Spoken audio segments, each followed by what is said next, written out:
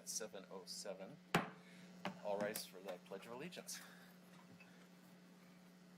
I pledge allegiance to the flag of the United States of America and to the republic for which it stands, one nation, under God, indivisible, with liberty and justice for all.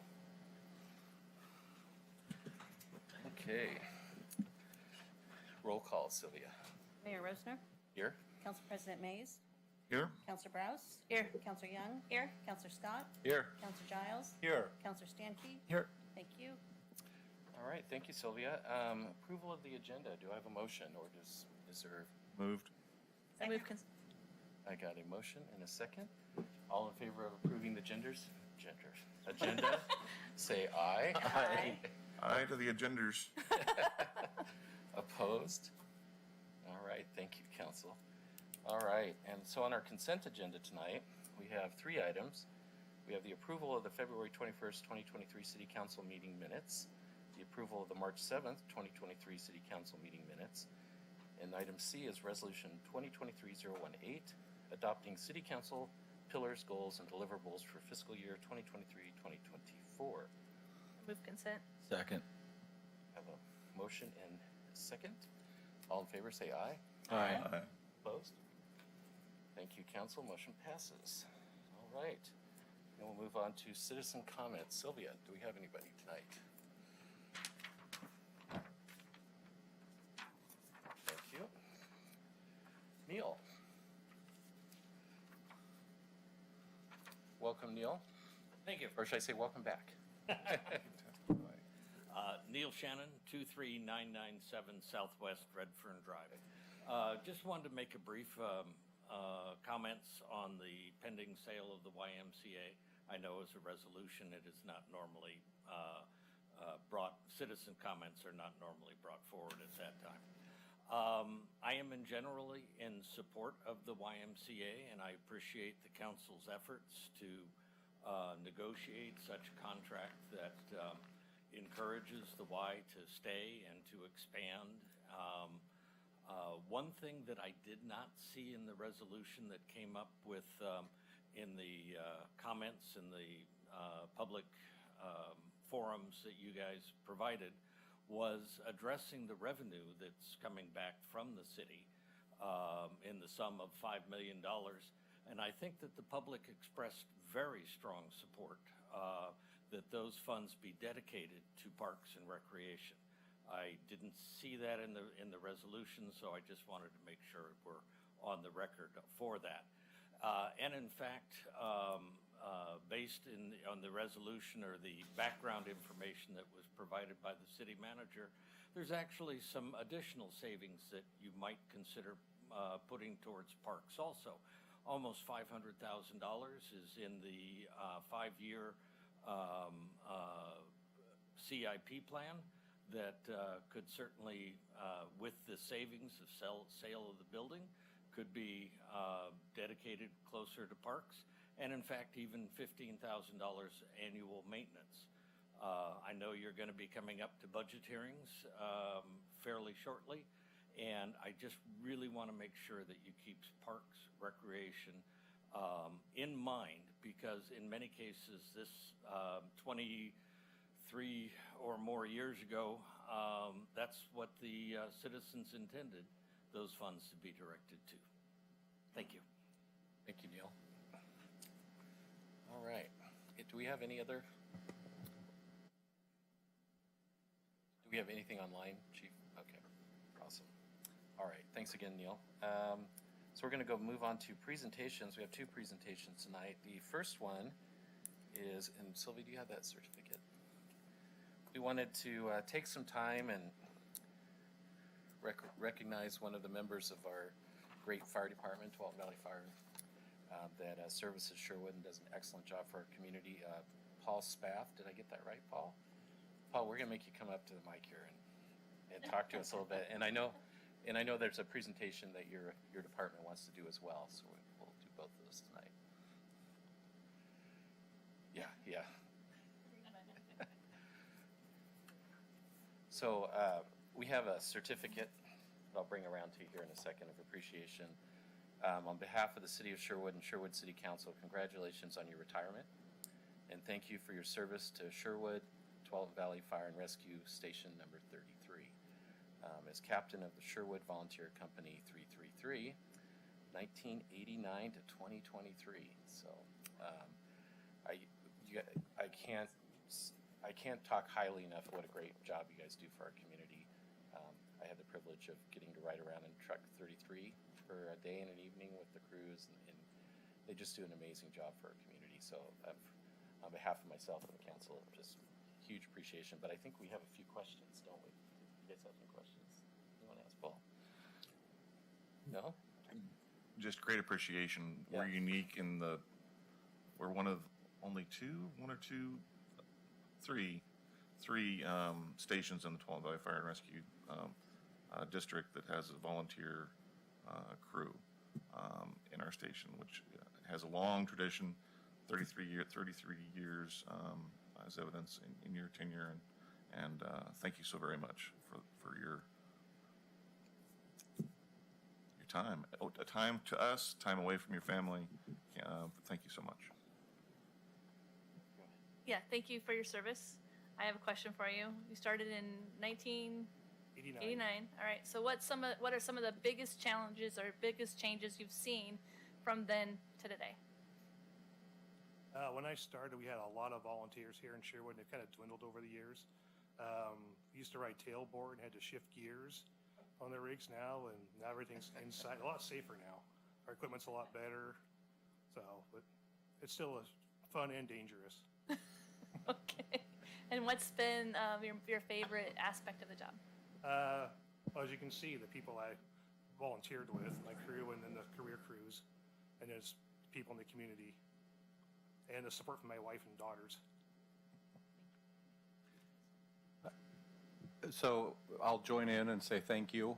It's tremendous. I also did the ride along, and it's one of those things that my eyes were opened from the breadth of services that the fire department offers. I mean, I was like, oh, in fact, I don't know that we responded to a fire the entire night, and we were busy the entire time. And the one thing that we did think was going to be a fire turned out to not be. And so it was one of those things where I was like, oh, I've stayed busy now for 24 hours with the fire department, not actually doing one fire because we had so many things that we were doing. So thank you for your knowledge and the effort and the training and all that other stuff. I have another question, though, that is one I usually ask in exit interviews. If you could improve one thing on the volunteer crew, or if there's something we can do as a city, what would that be that we could improve or support the department more? Just know there's volunteers here, and just get the word out that, hey, we need volunteers. And it's fun and exciting, as any one of them will tell you. Yeah. Yeah, frankly, I've lived here 20-something years, and I don't know that I knew that we had a volunteer group. So even after that 24 hours, but I wasn't with House 33. I want to say 56 or somewhere. I don't know. I'll also say thank you, and I did do my ride along with 33 and spend the night in the house there, and so I did see the volunteers section on one half of the house. So my question to you, as a volunteer, the one thing I didn't know is how often did you get called in, or was there a schedule, or how did the volunteers work? We used to drill every Monday night, and it got moved to Tuesday night drills to avoid the holidays. And then we get called out as needed. You know, we're not as busy as the career crews are, who are there 24/7, but we can be busy or slow depending on what, like the weather, or what you never But at know. least once a week you were in the house in training. Maybe, sometimes more. Okay.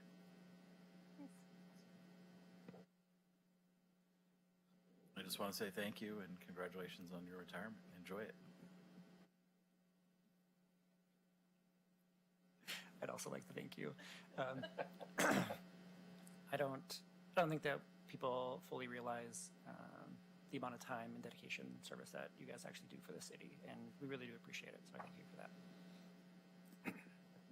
Awesome. So I'm going to come around and give you a certificate. And then I think we have another presentation that your colleagues want to do as well. I probably want to leave. Is he able to leave, or does he have to stay there?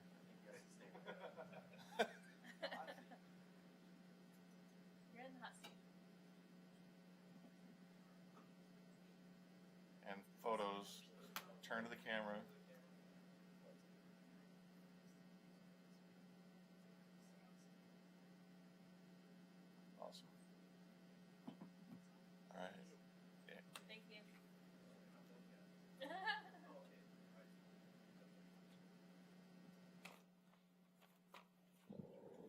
I'll just do this if that's okay. My name is Brian Almquist. I'm the volunteer battalion chief for Tualatin Valley, and I just want to make some quick introductions.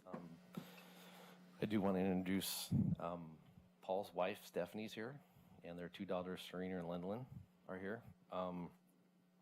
We've got some chiefs present tonight. Assistant Chief Vale is here. Our Deputy Chief of Operations, Kenny Frentress, is here. Also want to introduce Battalion Chief Matt Leach is there. And Chad Letson, our captain from Station 33, is in the back with his crew. And our new volunteer captain is also here tonight, who's taking Paul's place. Mike Berry's in the back there. So I'll turn this over to Chief Frentress right now. He's got a presentation that we missed at Paul's retirement at the station a couple weeks ago. Thanks, Chief. Appreciate it. Mr. Mayor, members of the council, thank you for letting us be here to honor Paul's 34-year career. Can you say that again? Help the folks at home. Yeah, go ahead and pick the mic up. Pick the mic up. Pick the mic up. Yeah. Is that better? Yes, thank you. Thanks again for letting us be here to honor Paul's 34-year career. Let me say that again, 34 years.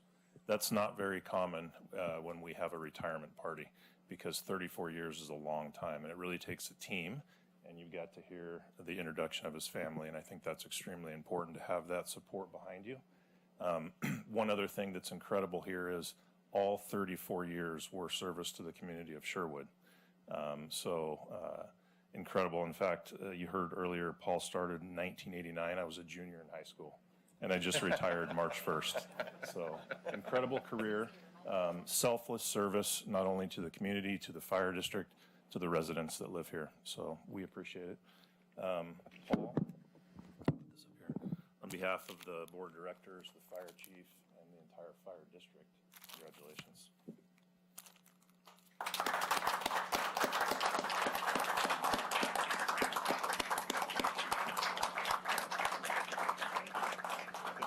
More photos. Yeah, Sorry, queue up and you let them. Back in the back, they're taking photos back there. When you see cameras pop up, you know. Awesome. Enjoy. Thank you. Thanks, guys. Thank you, guys. Thank you. Thanks for coming out, and thank you again, Paul. All right. So we have one more presentation tonight. I'd like to invite our superintendent, school superintendent up. And he's going to be talking to us tonight about the levy.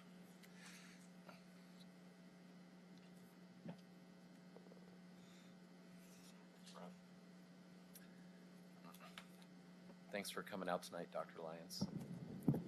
Thank you, Mayor.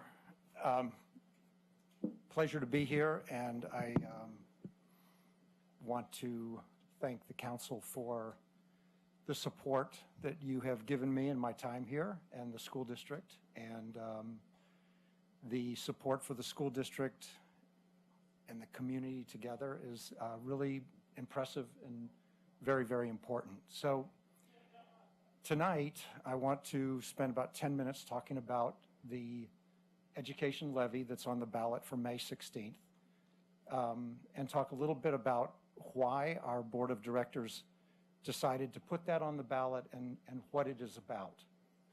So, Brad, there we go. So the question of why has the Sherwood School District proposed a levy was of the immediacy that we discovered at the beginning of this year, when I started, and with my new CFO, Chief Financial Officer, who he started in his position. We discovered that during the pandemic years primarily, the previous administration had overestimated revenue that they expected to receive from the state. And that was compounded by the fact that we had lost a number of students, 400 or so, and that loss of students occurred across Oregon. We were not unique in that. In fact, the Oregonian did an article last week that kind of comprehensively showed the loss of 20,000 students across the state.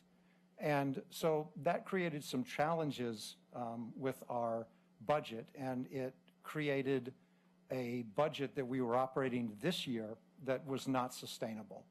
So we started to look at not only what we needed to do this year to end with a positive balance, but we also looked down the road to what we needed to do to correct this problem. And one of those questions that we asked was, well, what would a local option levy raise for the school district if we proposed that to the voters of Sherwood? And when we did the analysis, we discovered that because property values had grown so dramatically related to assessed values, that there was room under the formula for a local option levy, that a levy here could raise significant revenue if we went to the voters. And so we took that to the board and we explained that to them. We had presentations. All of those presentations are online. And our board decided that they wanted to take a proposed levy to this community to maintain what we currently have and eventually to adjust for the loss of those 400 students, but to do that in a manner that was more strategic than simply cutting them immediately. So they debated as to the amount to ask the taxpayers to support, and they arrived at $1.50 per 1,000. And I'll talk a little bit more about what that means to residents in Sherwood in just a minute.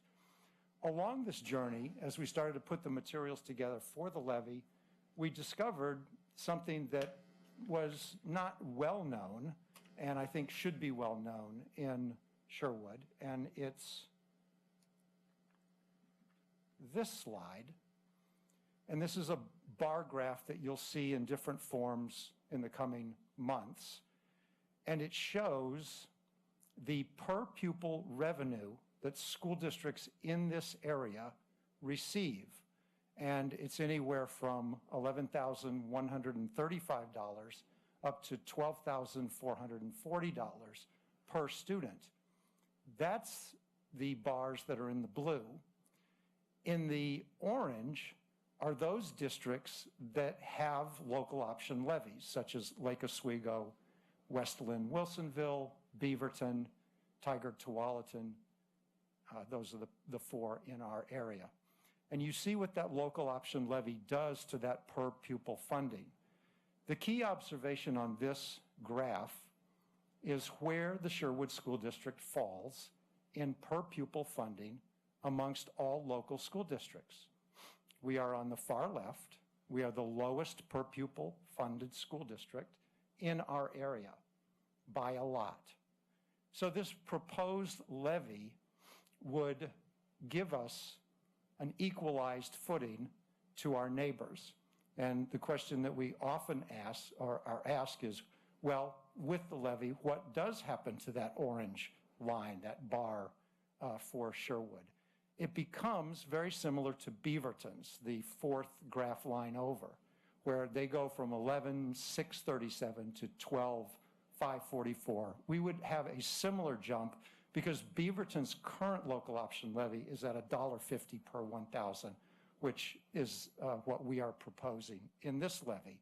So you can see what that would do to the resources of the school district, and it would immediately address the shortfall that we currently have, and it would, over the long term, equalize our funding to the surrounding school districts and allow us to have equal footing there. There's one last key component about the proposed levy, and that is that these are dollars that are raised in Sherwood, and they stay in Sherwood. They don't go back to the state and become part of the equalization formulas and then are redistributed. And so this is the one mechanism for operational funds that we have of significance to generate revenue that stays right here in Sherwood. And that's an important factor of this levy. We are asked the question, how much would the proposed levy cost a Sherwood resident? And that's a great question, and there's tremendous misunderstanding about this because it is not straightforward. We have on our website a calculator, and that calculator will tell you as a homeowner in Sherwood exactly what this levy will amount to if you have your tax statement.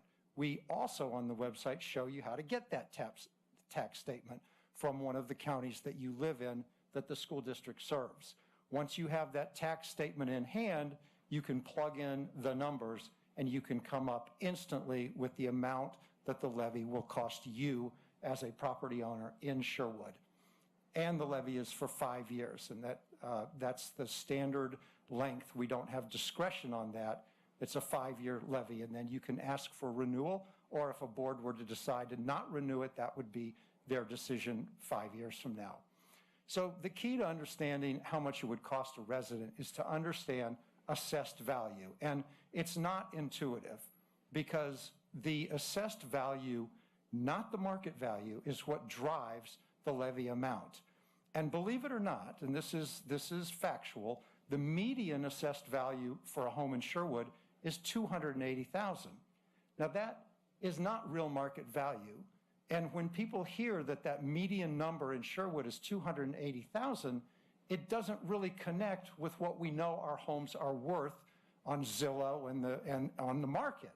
And so you wonder, well, how could the median be that low? And in fact, it is that low because back in '91 with Measure 5, property values were capped, and by law, assessed value can only grow a maximum of 3% per year. So while the assessed values are slowly churning upward, real market value, as we've seen, has been skyrocketing. And that's the difference, that gap. So let's not use 280,000. Let's go much higher than that to make people more comfortable with what they feel their homes are worth. And you can find out your AV on your tax statement. So in the example that we have here, I use an assessed value of $400,000. You use the calculator on the district website, and there's the website address. And the result at a AV of $400,000, which probably means your market value is maybe $800,000-900,000 minimally. The maximum tax per year at $400,000 is $600 per year, or $50 per month. $50 per month, asking our residents to support that is significant. And I want to be clear on that. It's not insignificant. No one is suggesting that. But it's also really important for individual residents to calculate what their actual tax is, so they know factually what is at stake if they support this levy or if they do not support the levy. And we have that calculator, and we have directions on how to get your tax statement. And we calculate that for the average Sherwood resident, this is going to be between $30 and $70 per month in an assessment. Coupled with that, in 2016, we had a bond, and bonds build buildings, and levies are for learning. And that's a little kind of saying that we're trying to get used to, because there is a difference between bonds and levies. Bonds build buildings. When we went forward, and I was not here at the time, when the district went forward with the successful bond levy in 2016, the residents of this school district were given a taxation rate to be expected. In fact, it turns out that that expected taxation rate has been lower in actuality by about 70 cents per 1,000 for every year that has been collected. And that's great news. And you want to be conservative when you present a bond to your community. You want to be really careful to give what you think are accurate but conservative projections. And thankfully, those projections overestimated what actually the taxpayers have been assessed by about 70 cents per 1,000. So we have, when you are a growth district, you're always going to have bonds. I think Lake Oswego has 2, Beaverton has numerous bonds that they're paying off in addition to the local option levy. And so that's fairly normal, very normal, for districts that are robust and have growing populations. So if we don't have the levy in place, and we're already activating the budget because we have to through bargaining agreements, we are activating what the budget looks like without the support of the proposed levy. And we are at, I believe, 49 to 50 teachers and staff members that will be reduced for school year 2023-24. We will have significantly large class sizes at every grade, and you will also have reduced district support for programs and activities.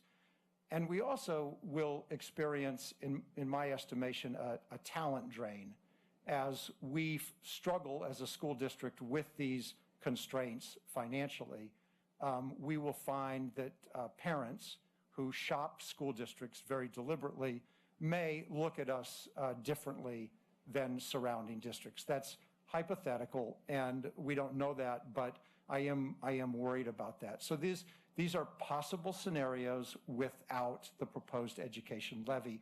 We do know that the high number of teacher layoffs and staff layoffs will be certainly in place. See, there we go. So at the rate of $1.50 per 1,000, it does raise about $6.5 million per year for 5 years, and it allows us to maintain what you see in the district right now.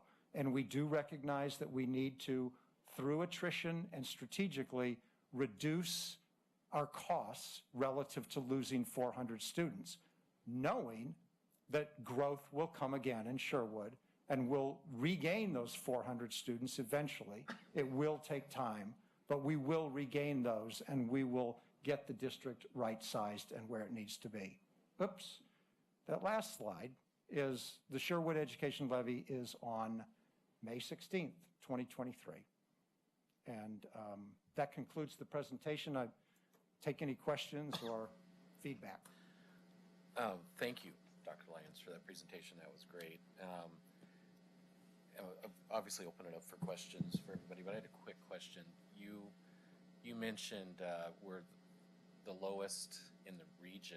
How do we compare statewide in terms of per pupil funding from the state? You know, that's a great question. We have not analyzed it statewide, but we know that we have a student population that doesn't qualify for the weights that drive that extra funding. So predictively, you could say that we will fall on the lower end. The more rural districts tend to have more weights applied, but we have not run that analysis. Don't know. Okay, well, thank you. Well, I'm, you know, the fact that we have the highest graduation rates in the state, I think that was last school year.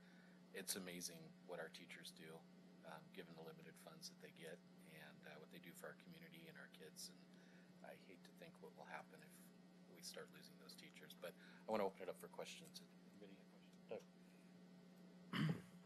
If this levy were to pass, are there any new programs or courses or things that would be able to be started that don't currently exist due to it, or is it just all about status quo? So when we did the financial analysis of the levy rate that the board decided at $1.50, they talked extensively, and many board members were in support of going for a higher rate, $1.75, $1.80. And they decided that they didn't want to do that. They wanted to address the financial shortfall and to maintain what we currently have. So they very deliberately set that $1.50 on a financial analysis that results in us maintaining what we have. And part of that is to take the financial consultant report that we had done when this situation was discovered, and in that report is a multi-year strategic build back up of key reserves that allow the district to be safe from something like this in the future, and that would be part of the maintenance using those levy funds.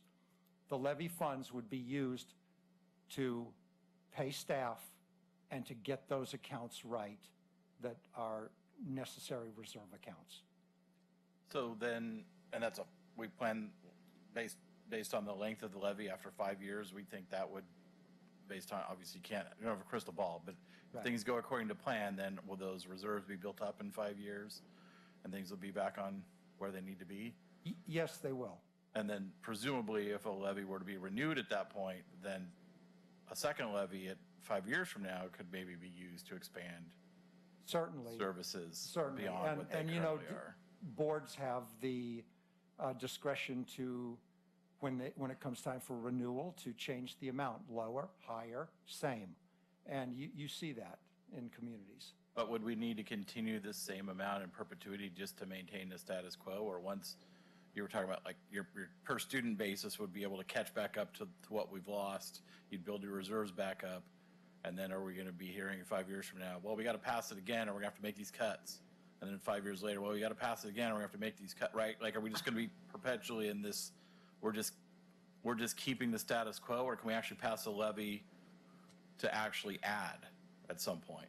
And that's 5 years from now, or 10 years from now, or something? Yes, we certainly could, and as you know from state funding, we are at the mercy of the legislature. And so every session, it depends on the economic fortunes of the state when it comes to school funding. And so that's another facet of a levy. Keeping Sherwood dollars in Sherwood allows you to smooth over those highs and lows of state funding and really take care of business in Sherwood. The specific answer to your question, though, is really, truly, that is a decision, would be a decision 5 years from now for that school board to make, even up to and including not renewing it. Go ahead. Thanks, Mayor. Thanks for coming and talking to us about this important levy. We as a community are, the entire time I've lived here, 25 years, incredibly supportive of our schools. We've never not done something in support of our schools, be it a bond to build buildings or getting creative to help with more dollars in the classrooms, either by partnering with the city for a number of years or through the Sherwood Education Foundation or through the Booster Club, on and on and on, parents volunteering. So we are very, very pro-schools, pro-education, pro-families. So thank you for sharing the plan, the need. Yes, I haven't asked a question yet. So first, look, a quick question for the mayor, and then I have a couple questions for you, Dr. Lyons. If possible, Mayor, I'd love to be able to have a resolution brought back to us in a couple weeks to vote on in support of the levy. There'll be a formal action by council, if possible. I definitely think that's possible. I want to make sure we get through all our questions, great. but we can see if there's will So amongst council to do awesome. that. But yes, absolutely. To put it in scope for folks who don't look at your annual budget, what is your total revenue before a levy that you had to work with this year, for instance? So you understand the scope of this ad. Right. We, under the overestimation of revenue budget, I believe the number was about 61 million. And 82% of that goes to staff salaries. We are a people business primarily. Right. The revenue that we received this year, I believe, is about 55 million. So it was grossly overestimation of revenues. Yeah, but it's about a 10% ad. It's about a 10%. It's about a 10%. And that is correct, yep. And some of your projections, I assume, were based on the proposed budget from the governor, on how it would impact the coming year. And every year is different. You don't know the amount of money you're saying from the state, but potentially, if the state exceeds, the governor's budget is only generally worth, the proposed budget from the governor is usually only worth the paper that's printed on, and the legislature ends up doing whatever they do, hopefully a little bit more, but if it is ends up being a higher number in any given year than proposed, there is the potential of doing more locally or building the reserve faster than anticipated. Is that correct? Yes. The governor's budget right now calls for education funding at $9.9 billion. We have actually built a budget that cuts up to 50 staff members to find that 6.5, taking a bit of a risk and saying, well, it's going to go to 10.1 by the end of the day, by the end of the session. Yeah. We think, and the word is that it could even go as high as 10.3. Each decimal point is very important to Sherwood, as it is to all school districts. In our case, a decimal point, 100 million at the state level, is 400,000 to Sherwood. So if it moves from 10.1 to 10.3, that's an additional $800,000 in revenue. There may be strings attached to that for things like early literacy programs and things like that. Yeah. But we are, to use a often used phrase, cautiously optimistic that we certainly will get to 10.1 and we hope to get to 10.3. If we get to 10.3, we can bring some of those laid off teachers back. Great. Thank you, Doctor. Sorry. Go ahead, Kim. First of all, thank you for coming. And I just have kudos to the district for all the years that we have been able to manage a budget with less money than our surrounding. And a lot of these districts have had levies for years, and we haven't had one. And possibly we should have prior to now, but we haven't, and we've been able to manage until this snafu that's come up. Kudos to the district for being as transparent as you have been. I've been on your website. I've been to multiple of your meetings. I've used the calculator. It was very helpful and very easy. So that's kudos to all that. My understanding is, regardless of the overestimation of revenue that was discovered, we would still be needing to have a levy due to unfunded mandates, inflation, whatnot. Even without that snafu, the district would still be in a financial challenge, correct? I think that's true. I think it's especially true when you look at the expectations our community has and the commitment that this community has made to the school system. And you see a commitment that is on par with other high-performing school districts. And the Sherwood School District is a very high-performing district, and we have extraordinary teachers and staff members. We've got a great school board. And so if you put it in the context of high expectations and high outcomes, then yes, it is something that will be necessary beyond this momentary thing that we are experiencing.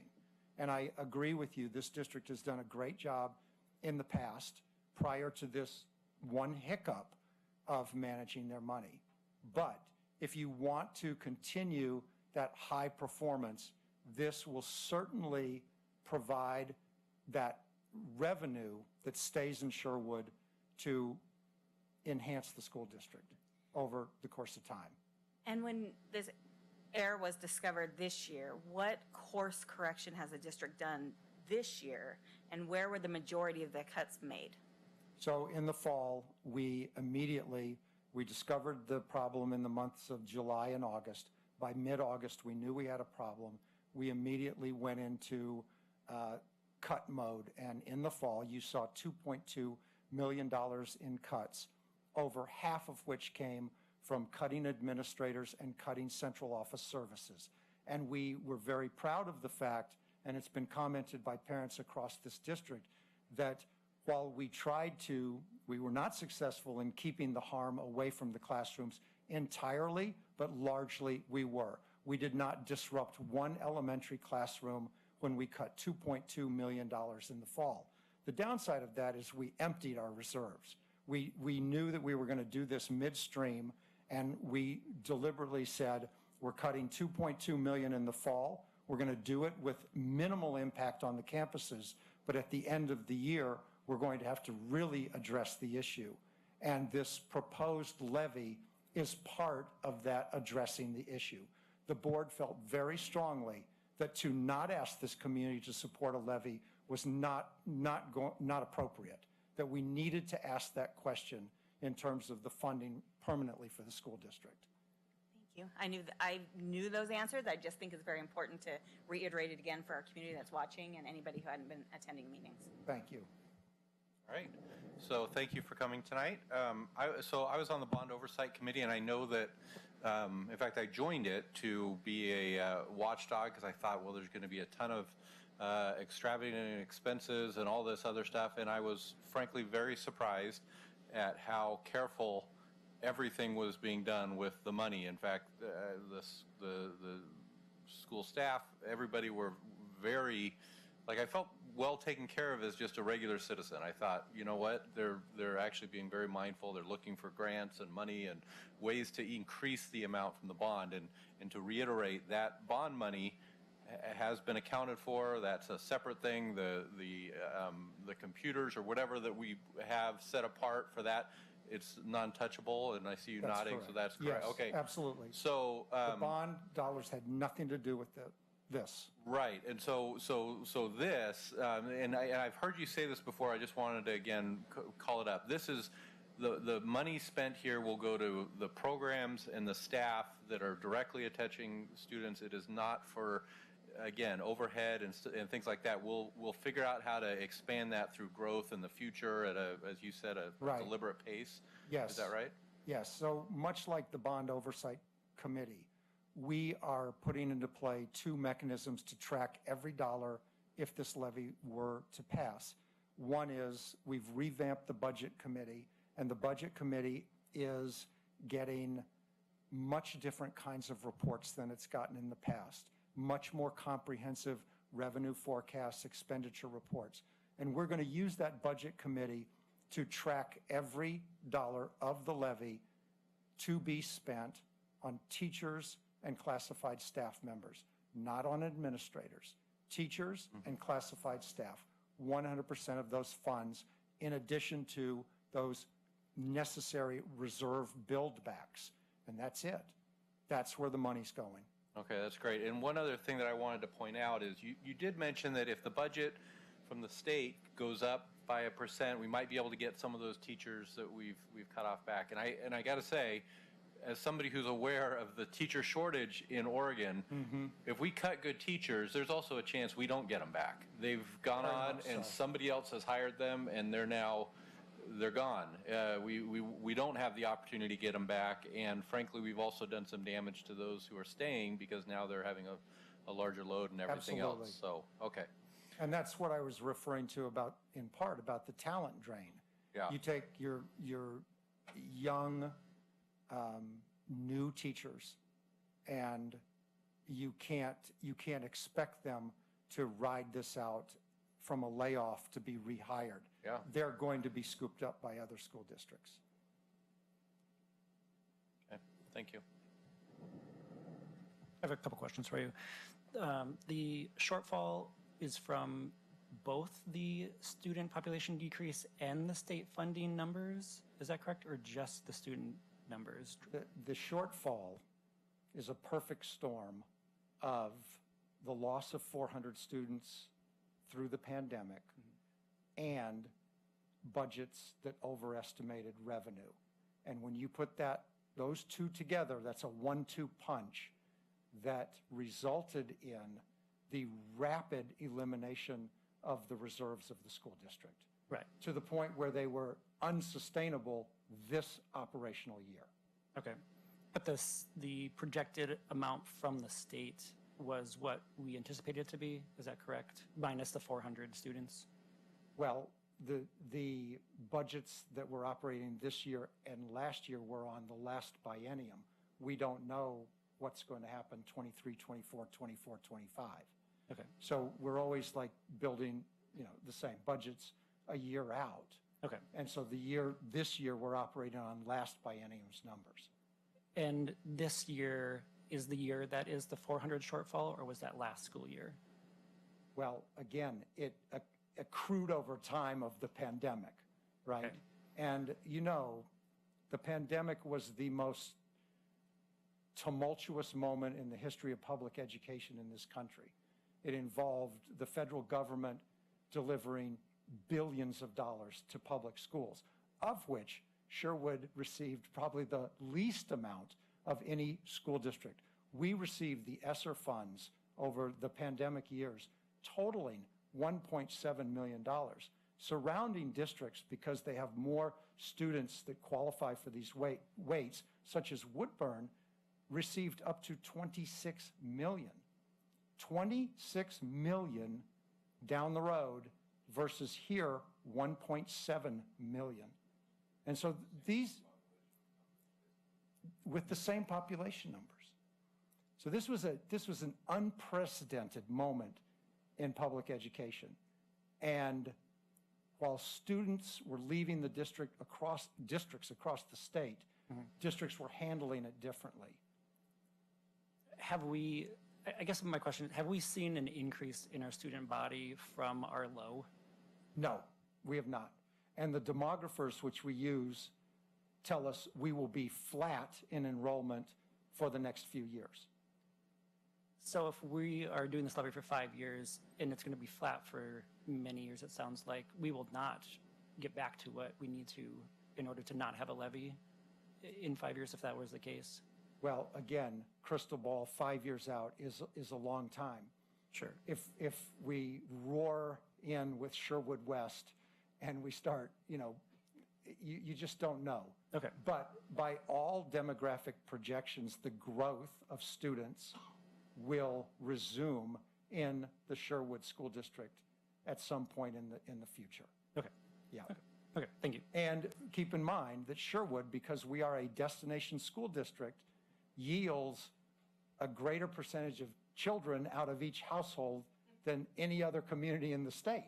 Almost, and it starts to sound odd when you start talking about fractional children, but we basically average one child per household, which is much higher than other communities. So, yeah. Thank you. Yeah, as I was thinking about that, if I'm reading between the lines, when the school district first noticed the declining students, which would have been 3 or 4 years ago, that's the point where they should have taken action. Right. If I understand that right. There's no doubt about that. Yeah, because a $1 million problem today is a $5 million problem in 5 years. That's it. And I think that's part of the challenge It that is. you're up against. Yep. Yeah. Well, great. Well, thank you Okay. again. Thank for you coming so out. much Really for the time. appreciate it. Yeah, thank you. Awesome. Thank you. So just, obviously we can't vote on a resolution, but is there general will to have staff prepare a resolution? Yep. Yeah. All right, Keith, you're on the other side. It's gonna really mess me up tonight. So, Mayor? Yes. Good point. I am going to adjourn myself for the rest of the evening. The next item on the agenda is a topic that conversations I've not participated in, either at the city side or the YMCA side. Folks may or may not know, but in addition to being an elected official for quite a few years, I've also been was originally called a trustee, now we're a director. On the board of the Columbia Willamette YMCA organization. Fundraiser. That's what you are. Yeah. Yes, that is, I definitely write a check and every year and help other people write checks. But I have not, since the conversation was initiated to what's next with the city and the YMCA, be it a slew of different options and ideas. I've intentionally, while I have no direct, what's the word? Conflict of interest, because I have no monetary gain with any decision that is made or not made. The perception is such that I intentionally excluded myself, and I haven't even read the resolution that's in front of us. All I know is the press release. Well, and you haven't been involved in any of the negotiations that have happened so far, so you've been completely out of the loop. Right, and on the trustee side, I'm almost absentee board member because I don't participate in those conversations either. So anyway, so thank you. I'm not going to come back after this item. I'll just see you all later on. All right. Yep. Thank you, Council President. And just rolling back just real quick, so on the resolution, staff, if you can put together a resolution for the next regular meeting, that would be great. Awesome. Thank you. Great. And again, thank you, Dr. Lyons, for coming out tonight and providing all that great information. I will just add, I watched the school board meetings where you had to deliver the bad news to the community, and you and your staff did an amazing job.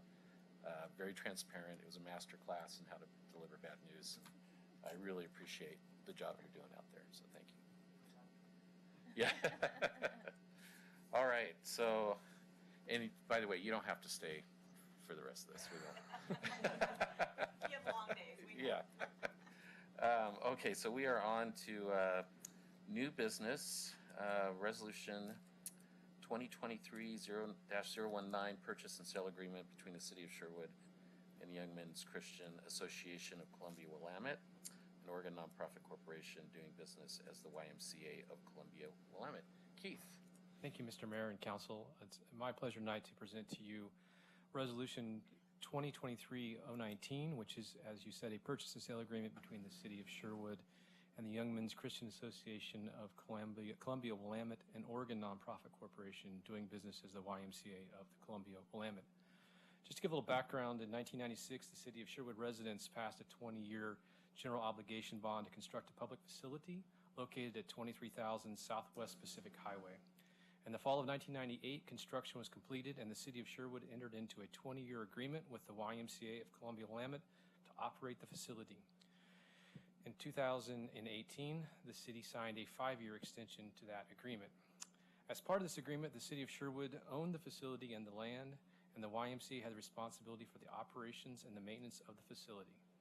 The city is responsible for the maintenance of the outside of the facility and for the landscaping and upkeeping of the property.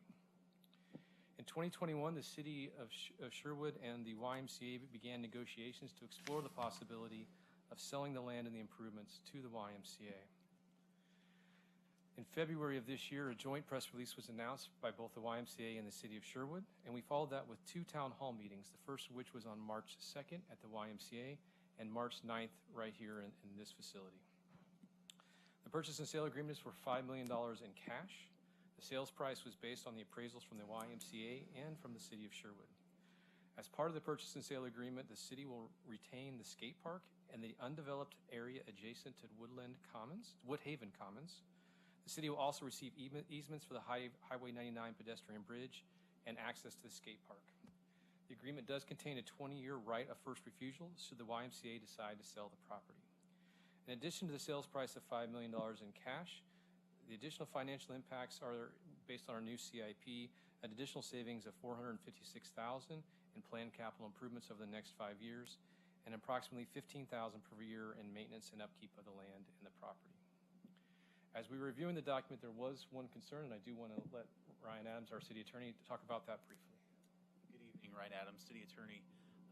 So my predecessor and the Y worked together to formulate a purchase sale agreement, and there were some revisions sent early last week, I believe, is when I received those. And one of the revisions had, it appeared to be innocuous, but one of the issues was that the declarations of the Woodhaven Homeowners Association had to be amended to remove the Y property from that HOA. And so it was sort of, until the title report came up, I believe it was unbeknownst to both parties that the YMCA was still in that HOA. So as we investigated and looked a little further into it, the declarations would have required a 60% vote of the owners to remove that property from the Y. And so it was, I'm sorry, from the HOA. So there was a little bit of concern there about obligating the city to a condition that we didn't necessarily have control over from a legal perspective. And so we went into, I had some conversation with the attorney, and Keith had some conversation with the CEO today. And it appears that will no longer be an issue to strike those provisions. And so I provided some sample motion language in order to revise those. So if you have follow-up questions when that comes up, I'm happy to address those. Kids have any questions?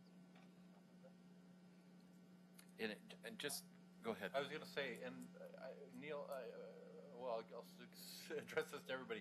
At the YMCA meeting that we did have, we did talk about how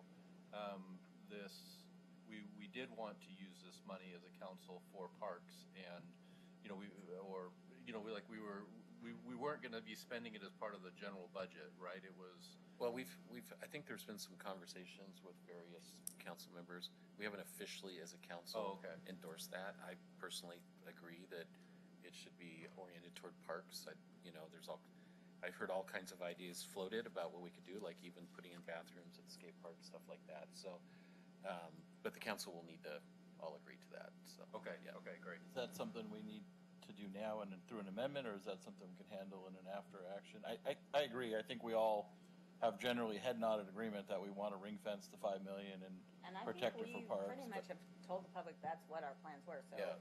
Yeah. I mean, that's what we've been saying. I've just been So, cautious I because we think haven't taken official action We yet. but should, You're right. yeah, correct. I think we should do that as we're doing this, so the public knows that's Yeah.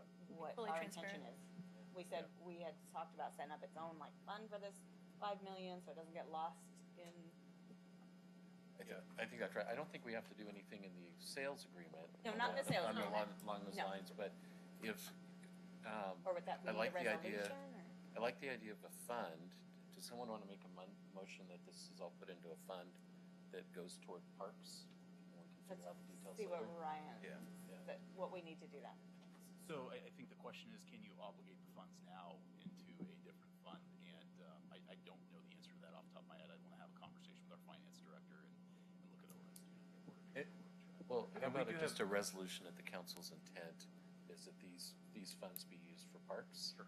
Yeah, and also, I mean, we do have 90 days. I mean, it's not a done deal once we pass this, right? It's a starting of a clock that 180 days. 180 days or 90 days or whatever. 150 days, We have But 150 we're not going to days take to another do- vote on it. This is. No, I know, but then we could, so we could figure out what, we could give We can Ryan- figure out the mechanics, the specific mechanics Yeah. of the issue over the next however many couple of months or sessions.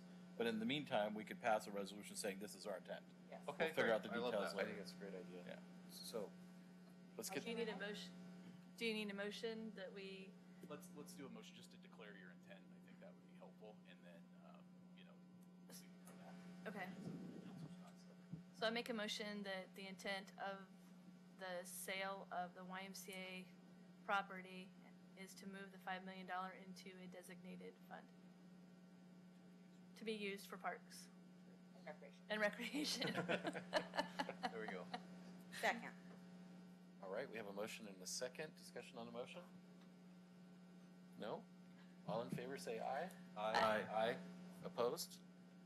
Motion passes. Thank you, council. So, so before we move, I just had one more question about the agreement, or two questions. One is access to the skate park. That I'm assuming that means, and this is for the public, they'll still be able to park there and go to the skate park. Correct. Okay, we're good. Or skate there, or even skate there. And just for more information for the public, because we built that skate park with state grants, we're barred from selling it, so it was never even an option. As we For a were- certain amount of years. For a certain amount of years, yeah. But it's pretty long horizon. if I Yeah, it's like remember right. 20 or something, yeah. Yeah, and then could you talk a little bit about this 180-day period? What's going to happen in that period? 150 days. 150, I'm sorry. Yeah, well, I'll take it, and the attorney can tell me if I need to. So basically, this is our due diligence period at a time frame where we can do the due diligence. It's a time frame where we're going to need to parcel, we're going to need to take the parcel and to rezone it as well. So we have a time clock to do that. It's time for the YMCA to get their financing and to do all those components of that. And once the 150 days is complete and everything is deemed sufficient, then at that point, we have a closing period, which could be 60 days after that. So we are still looking at a period of time afterwards, but the 150 days from when the YMCA approves would be the clock that would be started for that due diligence period. And if those conditions aren't met, then obviously the deal wouldn't go through. Okay. And the YMCA is still scheduled to have their vote on Thursday. My of this week. understanding is they're still scheduled to do it this week, correct? Okay. And that Okay. comes up from the audience, so. Awesome. Any other questions? Just A a can I make a quick comment? Yeah. This is our first public hearing on this subject, but this hasn't been something that just came up.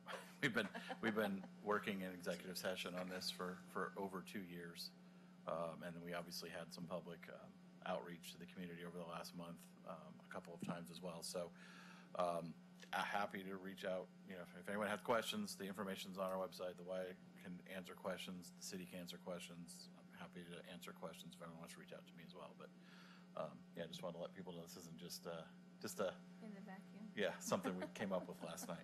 Thank you. Other comments? So just real quickly, for myself, just echoing what Councilor Scott said, it's been several years that we've been working on this, and because it was a real property transaction, a lot of the negotiations was done in executive session, which is allowed under the law. But for me, a big concern was making sure that the community had a recreation facility going into the future. They voted for that facility back, I think it was 97, 96. I still have my charter member towel from when we joined the Y. When we How moved. worn out is that towel? It's a dog towel. It's a shop rag, but I still have it. But my biggest concerns was I always think worst case scenario in these situations when you're developing contracts and stuff like that. And I believe the Y's intent is to have a facility here and continue to operate it. I don't doubt that, but you never know who the new CEO is going to be in 6 years or what the new council looks like. So that was part of what I wanted to see out of this agreement. I'm going to vote in favor of it tonight. Didn't get everything I wanted in there, but I do appreciate want to stand united with our council, because everyone wants this to happen. Financially, I do think it's a good move for the city, and I have faith that the Y will continue to operate here for ever and ever, right? Yes. All right. Double thumbs up. All right, so that was my comment. So if there's any other comments, I'll make a motion. oh, Kim's going to make the motion. I Awesome. have You have the wording. script. We had to get a special script because it's a little complex, so. So I move to approve Resolution 2023-019, approving the purchase and sale agreement between the City of Sherwood and the Young Men's Christian Association of Columbia-Willamette, an Oregon nonprofit corporation doing business as YMCA of Columbia-Willamette, in a form substantially similar as the attached Exhibit A, on the condition that the city attorney shall have the authority to strike provisions requiring city action with respect to the Woodhaven HOA, and have further authority to make minor modifications to numbering and dates that do not affect the material substance of the agreement. Second. Awesome. We have a motion and a second. Discussion on the motion? All right. You guys ready? Mm-hmm. All right. All in favor, say aye. Aye. Opposed? All right. Motion passes. I just want to thank staff, thank the Y for all the hard work in getting here. It's been a long process. A lot of due diligence has been done up to this point. We're going to do some more due diligence over the next 150 days. So thank you, everybody, very much. All right. Anything else? Okay. We are on to our next item, which is a public hearing. Item number A. Sylvia. The Sherwood City Council will hold a public hearing this evening to receive testimony on ordinance 2023-003, amending Title 12 of the Sherwood Municipal Code and adopting standards and procedures for a permanent outdoor seating program. The public hearing this evening will be conducted as follows. Staff will present a staff report, questions, if any, by the City Council for staff. We will then receive written testimony. We will then open the public hearing, and the time will be limited to 4 minutes per person. Any interested person may present testimony. We will then close the public hearing. No other comments will be heard from the public. Final comments by staff, questions of staff, if any, by the council, followed by council discussion. This is the first hearing before the City Council on this item. Generally, the council will hold 2 hearings prior to making a decision. A second hearing on this item is currently scheduled for April the 4th. However, in accordance with the city charter, council reserves the right to make a decision at the close of this hearing by a unanimous vote of all sitting council members. If you wish to speak, please fill out a request to speak form and submit it to the city recorder prior to the time the public hearing is open for testimony. The mayor will recognize people who wish to speak, and any comments must be addressed through the mayor. When you come forward, please state your name and place of residence for the record, as this hearing will be recorded. Thank you, Sylvia. And I'm going to turn it over to Eric. Yeah, thank you, Sylvia, Mayor Rosener, and City Council. Eric Rutledge, Community Development Director with the city. giving the presentation this evening for the first reading on the outdoor seating program. Just right off the bat, clarification, this is what we're calling the outdoor seating permit program, and it's a program intended for businesses using city right-of-way for long-term seating. Right-of-way meaning sidewalks and on-street parking would only apply to city right-of-way, would not apply to county right-of-way or ODOT right-of-way. In terms of the background and history, we had a pilot program for this program from March to October 2022. Staff came back, described the sort of outcomes of the program at a council work session in February of this year, got feedback from you on whether or not to make the program permanent. The answer was yes, with some changes, and so that's what we're going over today, and the proposed draft language for that code. So just a quick summary of the pilot program. It was limited to Old Town, which is why we only issued 4 permits within this area. All of them were on Railroad Street. All of them were for sidewalk use. No permits received or issued for use of the public street or the parking stalls. We didn't receive any complaints from the public that I'm aware of. We did receive some concern feedback from businesses regarding what they perceived as high insurance requirements. We talked about that during the work session, that the $2 million requirement is sort of a standard for the city.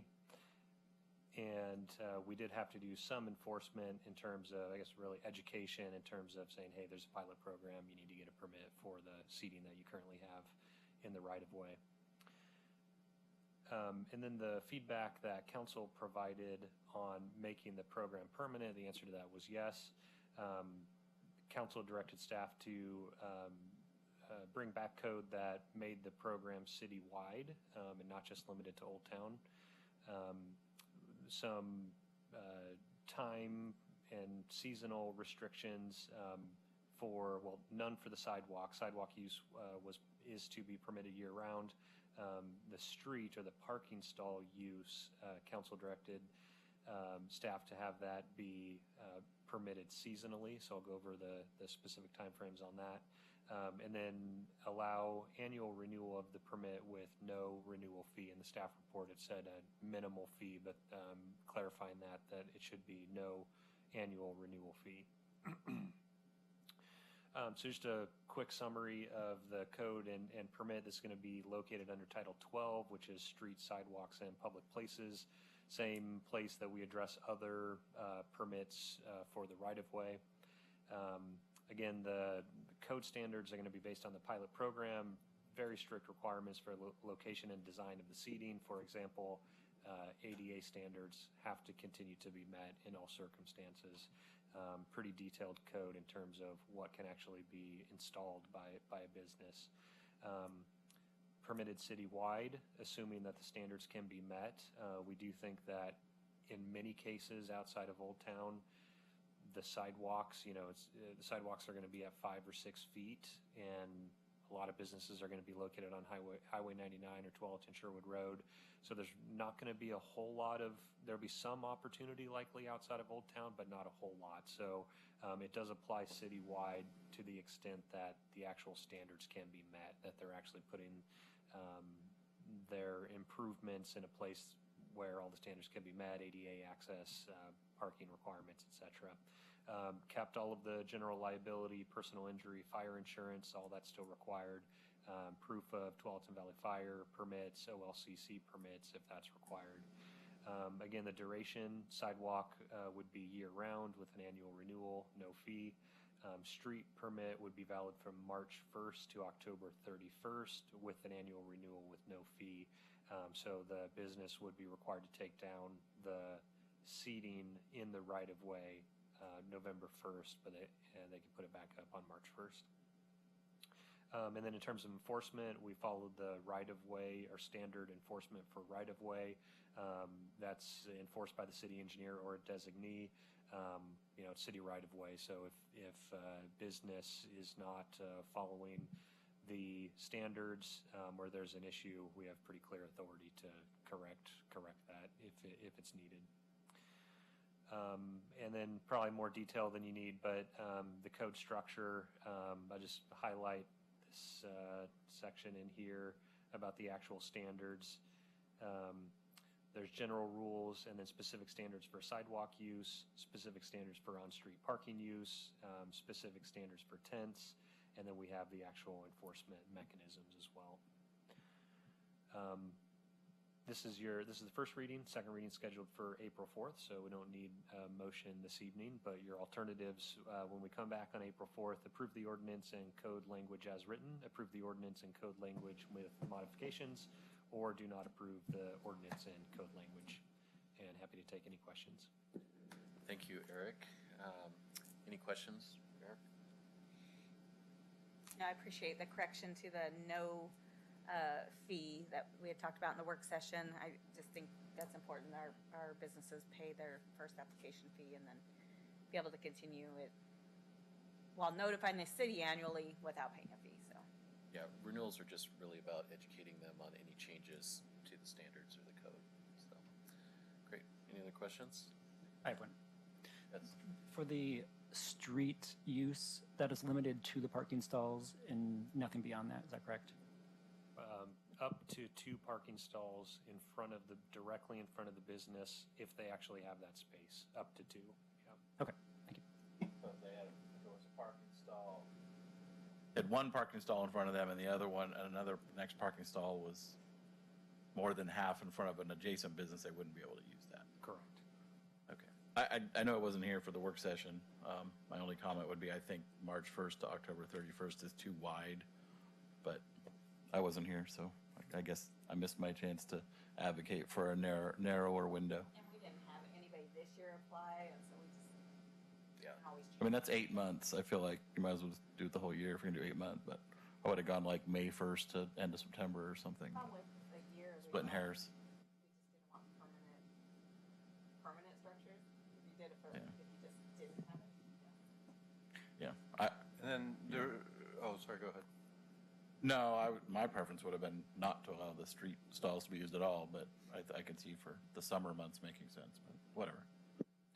And also in the work session it was brought up, and I don't remember if you said this or not, this doesn't apply to private parking or private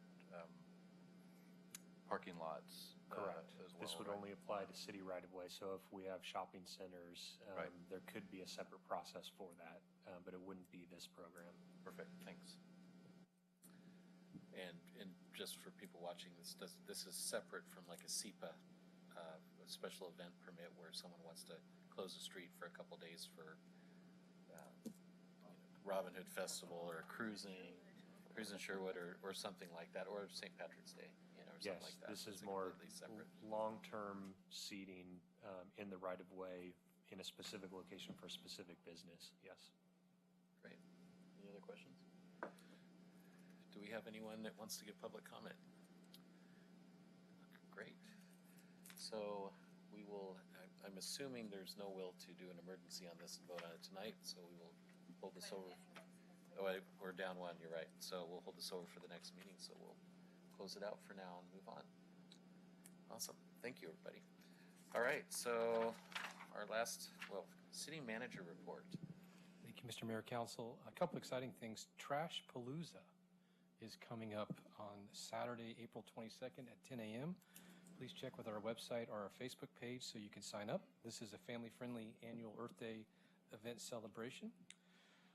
Also wanted to talk about the Bowling with the Cop at Langers, which is coming up as well. That is Monday, March 27th from 4 p.m. to 8 p.m. This is part of Langers Make a Difference Monday, and 100% of the revenue from bowling and shoe rental will go to the Sherwood Police Foundation. Last year, the chief beat me, I think, in 2 or 3 games, so I'm looking forward to trying to get my revenge this year. Finally, I wanted to, and especially since he's not here, to recognize Bruce Coleman, who was honored at the Chamber Awards for the Business Leader of the Year. Bruce is an outstanding coworker, an outstanding person, and I couldn't be more thrilled and happy, so I just wanted to give my sincere public congratulations to Bruce on his well-deserved honor. With that, Mr. Mayor, I'll be happy to answer any questions. Thank you, and just to add on to that, of all the, in my opinion, of all the awards given last night, there was like universal agreement in that room that Bruce deserved that. He does a phenomenal job of connecting the dots, bringing opportunities to Sherwood, and working in the region to bring jobs here. He just does an amazing job, and he loves praise, by the way. So, so that was sarcasm. Great. We'll move on to any questions for Keith.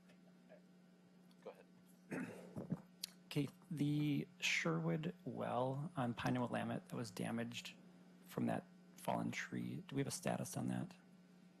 Yes, I believe we do, and I'm going to call Craig Sheldon, our Public Works Director, up.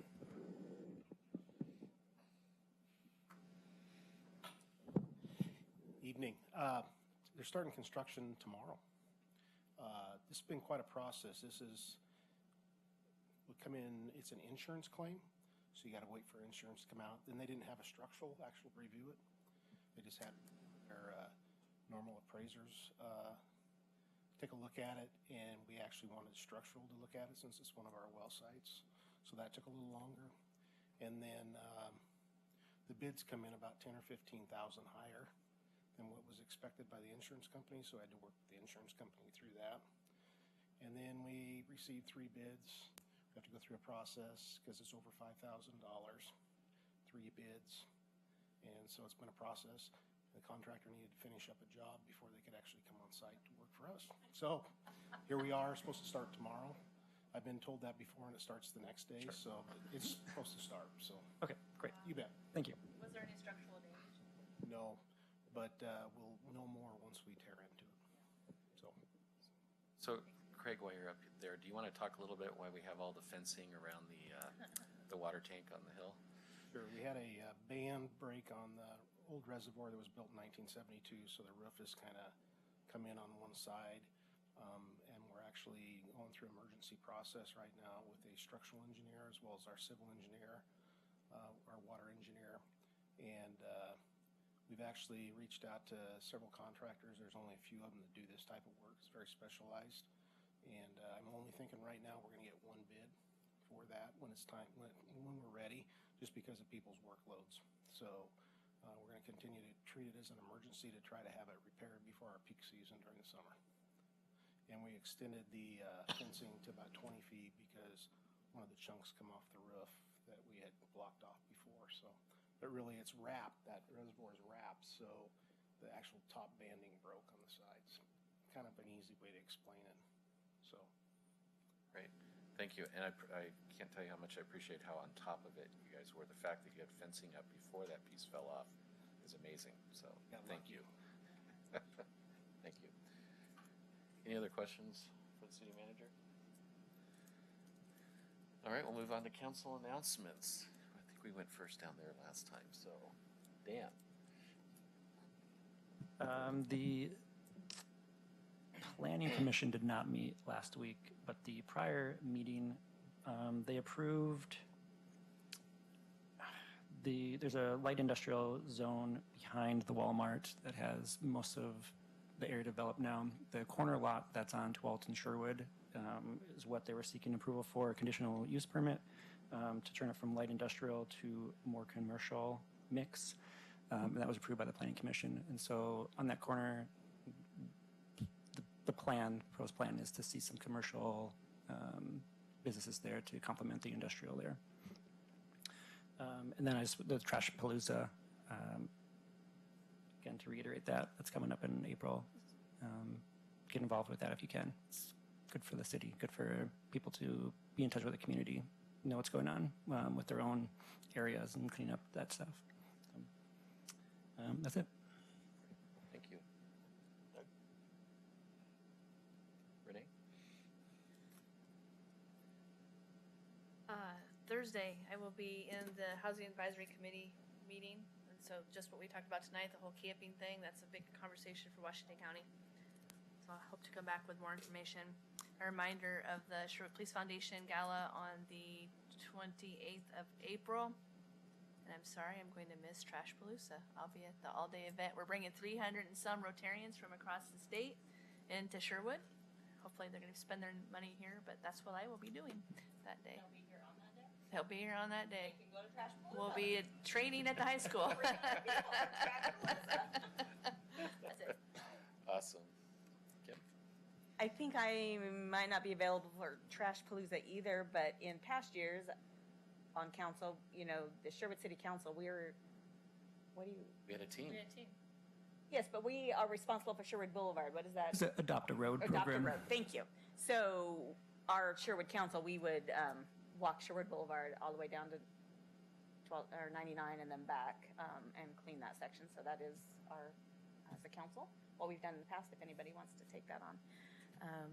And that's all, because we have another meeting, so I'll keep it short. All right. Library committee met, and mainly we were talking about other funding sources, and one of the ideas that we're going to be doing is strengthening a library foundation and creating ideas for that. And there's been several people in the community that have looked to try to help us with that, and so we'll be meeting in the coming weeks to try to do that. So if you are interested in being a part of a library foundation and you would like to be at the birth of of such a thing, then reach out to me and I'd be happy to put you in contact with the people who are discussing that. But we've got some great things. And I think we're all full up. I do think there are 2 planning commissioner spots that are open. So please volunteer if you've got time, or just even frankly a desire to know what's going on in your city. And I will be there on Trash Palooza, and I was there last year, and I want to say it is remarkable. Like, I think of Sherwood as a very clean city, and it's remarkable when you see a dumpster that is overflowing with just stuff.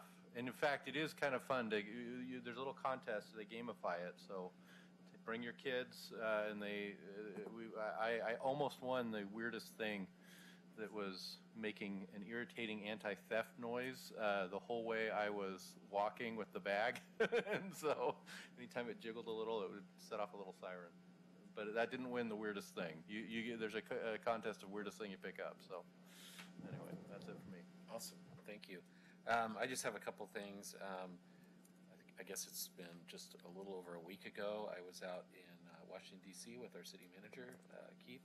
We met with Wyden's team, Senator Merkley, and Representative Salinas.